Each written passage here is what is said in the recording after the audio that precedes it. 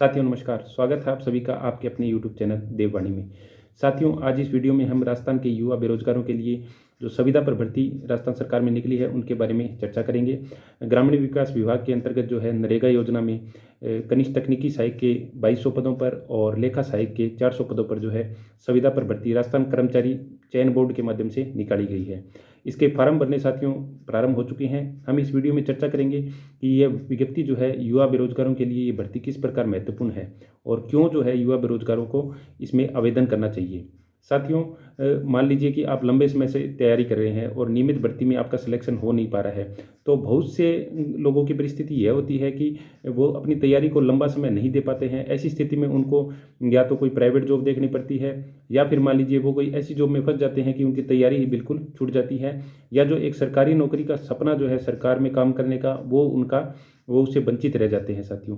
तो ऐसी स्थिति में क्या है, ये संविदा भर्ती जो है वो आपके लिए महत्वपूर्ण हो सकती है।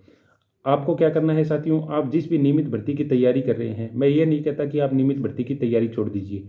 आप उसी भर्ती की तैयारी करें, आप उसी के लिए अप्लाई करें, उसी का पूरा ध्यान आप उसी पे दें। लेकिन आप साथ-साथ क्या करें, यदि आप कनिष्ठ तकनीकी सहायक या लेखा सहायक की योग्यता रखते हैं, तो आप ये फ़ॉर्म ज़रूर भर दें। आपकी कोई अतिरिक्त फ़ीस जो है इसकी लगनी नहीं है। वही ओटीआर अगर आपने कर रखा है, वन टाइम रजिस्ट्रेशन आपने कर रखा है, तो वैसे ही एसएसओ आईडी के माध्यम से या मान लीजिए कि अधीनस्थ बोर्ड की साइट के माध्यम से आप आवेदन कर सकते हैं। कोई भी एक्स्ट्रा फ़ीस जो है आपके लिए इसके लिए आपको नहीं लगेगी। और जब भी इसका एग्ज़ाम हो, तो आप इसके एग्ज़ाम में अपीयर हो जाएँ और बस इतना ही काम जो है आपको करना है। थोड़ी बहुत यदि इसका सिलेबस में थोड़ा बहुत अंतर है तो आपको वही 1-2 टॉपिक जो है पढ़ने पड़ेंगे। बाकी आपकी जो नियमित भर्ती है, जिसकी भी आप तैयारी कर रहे हैं, वही आपके जो है इसमें काम आ जाएगी साथियों।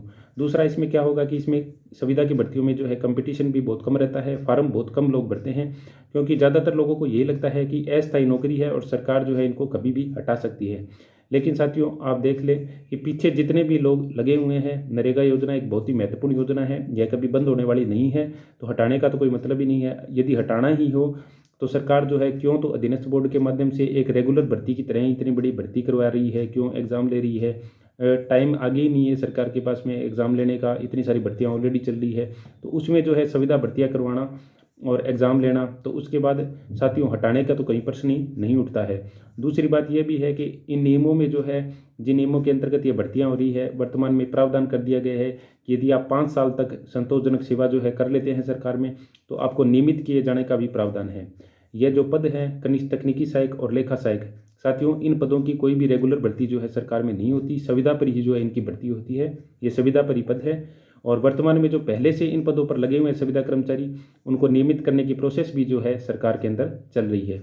तो इसलिए साथियों युवा बेरोजगार जितने भी हैं, जो भी इन पदों की योग्यता रखते हैं, वो एक बार जो है इन भर्तियों में आवेदन जरूर कर दें। इसके अलावा साथियों बेनिफिट आपको क्या क्या मिलेंगे, मैं उनके बारे में आपको बताऊंगा।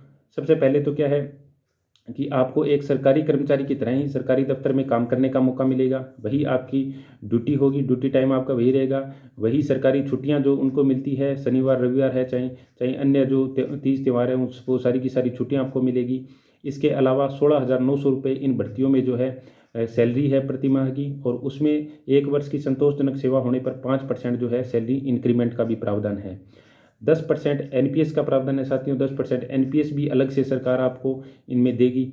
और उसके अलावा छुट्टियां जो है 12 जो है सीएल आपको मिलती है। कोई काम हो गया तो 12 सीएल आप एक साल में ले सकते हैं। 10 मेडिकल ले सकते हैं आप एक साल में। यदि कोई महिला कर्मचारी है तो 6 महीने जो मातृत्व अवकाश का प्रावधान भी है इसमें है। और महिलाओं के लिए तो और ज़्यादा अच्छा है ये भर्तियाँ। यदि आप योग्यता रखते हैं तो ज़रूर भरवाएं फार्म, क्योंकि महिलाओं का कंपटीशन तो और भी कम रहता है संविदा की भर्तियों में। तो इसलिए साथियों युवा बेरोजगार जितने भी हैं, ये ना सोचें कि इन भर्तियों में जो है कोई कुछ भी लाभ नहीं है। लाभ बिल्कुल है। यदि आप लंबे समय से तैयारी कर रहे हैं, बेरोजगार हैं और कोई प्राइवेट जॉब में देख रहे हैं और देख रहे हैं, तो उससे अच्छा है कि आपको ये सरकारी नौकरी एक तरीके से करने का मौका मिल रहा है। आप इसका फॉर्म जरूर भरें और एग्ज़ाम देने जरूर जाएं। इसके अलावा साथियों विज्ञप्ति में क्या क्या महत्वपूर्ण चीज़ें हैं, महत्वपूर्ण डेट क्या क्या है, वो थोड़ा सा मैं आपको बता देता हूँ। साथ साथ और भी इसमें चर्चा करते रहेंगे। वीडियो में अंत तक आप जरूर बने रहिए, वीडियो को पूरा देखें। साथियों पद मैं आपको बता दूं, कनिष्ठ तकनीकी सहायक के 2200 पद हैं और संविदा लेखा सहायक के 400 पद है। ये साथियों जो लेखा सहायक है ये एक तरीके से संविदा कर्मचारियों का जूनियर अकाउंटेंट है। यदि आपने जूनियर अकाउंटेंट का फॉर्म भरा था, उसकी तैयारी की थी और थोड़े बहुत नंबर से आप रह गए थे, तो यह भर्ती आपके लिए काफ़ी महत्वपूर्ण है। लेखा सहायक की एक भर्ती जो है एनएचएम के अंतर्गत चिकित्सा विभाग में भी आई है, तो उसमें भी आप अप्लाई कर देना, वो भी आपके लिए महत्वपूर्ण हो जाएगी। भविष्य में हो सकता है कि 5 साल की नौकरी के बाद आपको इस पद पे परमानेंट कर दे, तो इसका ग्रेड पे जो है वो जूनियर अकाउंटेंट के ग्रेड पे के समान ही होगा। तो इसलिए जितने भी जूनियर अकाउंटेंट वाले थे वो सारे के सारे जो हैं, अगर रह गए थे आप, तो ये लेखा सहायक का पद जो है फार्म आप जरूर भरें, क्योंकि जूनियर अकाउंटेंट की विज्ञप्ति आने की संभावना अब कई साल तक है नहीं। ठीक है साथियों, आवेदन आपको वैसे ही ऑनलाइन आवेदन करना है SSO ID के माध्यम से, या आप ई-मित्र के माध्यम से भी कर सकते हैं। पंजीयन शुल्क जो है, आप यदि बार बार फार्म भरा रहे हैं तो आपका कोई शुल्क जो है इसमें नहीं लगेगा, निःशुल्क होगा। नहीं तो वन टाइम जो रजिस्ट्रेशन शुल्क सरकार ने निर्धारित कर रखा है वो आपको देना पड़ेगा। रिजर्वेशन वगैरह भी साथियों जैसे नियमित भर्ती में है वैसे सारे का सारा रिजर्वेशन भी इसमें लागू होगा। पूरा का पूरा रिजर्वेशन का प्रावधान इसके अंतर्गत दिया गया है।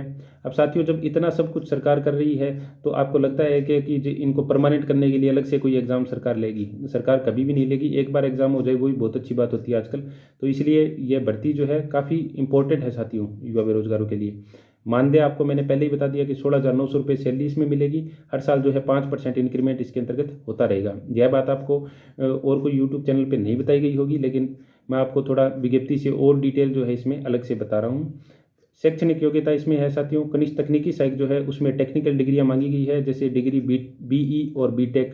इसके अलावा BE और BTech में आपका डिप्लोमा हो, कोई सिविल इंजीनियरिंग की डिग्री या डिप्लोमा हो, एग्रीकल्चर और इंजीनियरिंग की कोई डिग्री या डिप्लोमा किसी भी यूनिवर्सिटी से आपने कर रखा है तो उसके लिए ये महत्वपूर्ण है।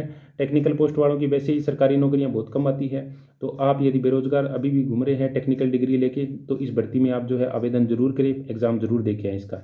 लेखा सहायक के लिए साथियों वही जूनियर अकाउंटेंट वाली योग्यता है, पूरी की पूरी ग्रेजुएशन आपकी होनी चाहिए। इसके अलावा RSCIT या अन्य कोई कंप्यूटर का डिग्री डिप्लोमा आपने कर रखा है तो बहुत सारे डिप्लोमा डिग्री का इसमें दे रखा है, विज्ञप्ति आप डिटेल से देख लेना और साइट पे। पूरी की पूरी जूनियर अकाउंटेंट वाली योग्यता जो इसकी है, और सिलेबस भी एकदम उसके जैसा सही है, उससे थोड़ा कम ही है सिलेबस।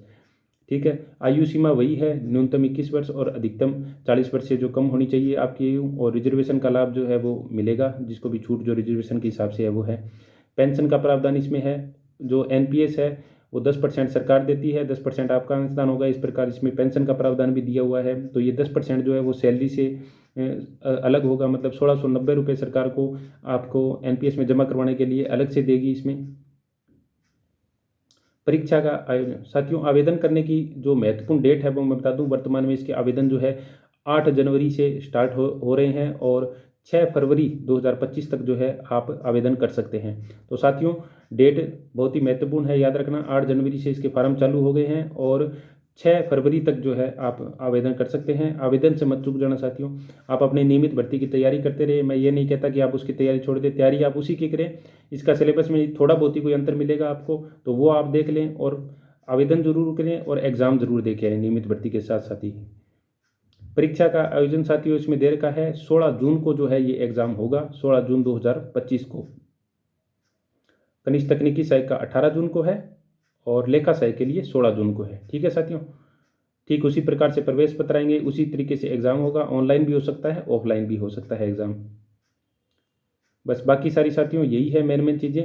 एक तो जो है आवेदन की तारीख जो है वो ध्यान रखें आप, 8 जनवरी से इसके आवेदन प्रारंभ हो रहे हैं, तो आवेदन जरूर करें। एक्स्ट्रा शुल्क आपका कोई लगेगा नहीं, पहले से फार्म भरें तो फ्री है आपके लिए, फार्म भर दें।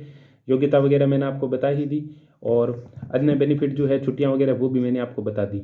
ठीक है साथियों, तो जो भी युवा बेरोजगार हैं या आपके भाई बहन कोई तैयारी कर रहे हैं, एक बार जो है ये संविदा भर्ती का फार्म भी जरूर भरा दें। इसमें आपको ये भी फ़ायदा होगा कि आप यदि इसमें सिलेक्शन हो जाते हैं तो घर के आसपास यदि आपकी जॉब आ जाती है तो आप साथ साथ ये नौकरी करते रहें, बेरोजगारी आपकी दूर हो जाएगी। साथ साथ आप अन्य भर्तियों की तैयारियां भी आप जो है कर सकते हैं और आपको जो है सरकार में कार्य करने का अनुभव भी मिलेगा, जो कि भविष्य में जो है आपके काम आता रहेगा। इस विज्ञप्ति से संबंधित यदि अन्य कोई आपके डाउट हो या संविदा की भर्तियों से संबंधित अन्य कोई डाउट हो तो आप मुझे ज़रूर बताएं। सिलेबस भी जो है इस विज्ञप्ति में दिया हुआ है, आप मुझे कमेंट करके बताएं, मैं आपके सारे डाउट दूर करने का प्रयास करूंगा। फार्म साथियों जरूर अप्लाई करें, क्योंकि कंपटीशन जो है बहुत कम रहता है इसमें, बहुत सारे लोग फार्म ही नहीं भरते और एग्ज़ाम देने भी कम लोग जाते हैं। तो हो सकता है कि आपका इसमें सिलेक्शन हो जाए, क्योंकि जो नियमित भर्तियां हैं उनमें कंपटीशन जो है आजकल बहुत ज़्यादा हो चुका है। आप उनकी तैयारी के साथ साथ ही जो है इसकी तैयारी कर सकते हैं और इसमें सिलेक्शन भी आप करवा सकते हैं। ठीक है साथियों, उम्मीद करता हूँ कि वीडियो आपको पसंद आया हो। वीडियो पसंद आया तो इसे लाइक करें, अपने सभी जो युवा बेरोजगार साथी हैं उनके साथ शेयर करें, और कोई भी आपके डाउट है तो मुझे कमेंट करके बताएं। ऐसी ही महत्वपूर्ण जानकारियों के लिए जो है इस चैनल को सब्सक्राइब करें। युवा बेरोजगारों और सविता कर्मचारियों के लिए जो महत्वपूर्ण जानकारी है इस चैनल के माध्यम से समय समय पर उपलब्ध करवाई जाती हैं। मिलते हैं साथियों अगले इसे महत्वपूर्ण वीडियो में। बहुत बहुत धन्यवाद।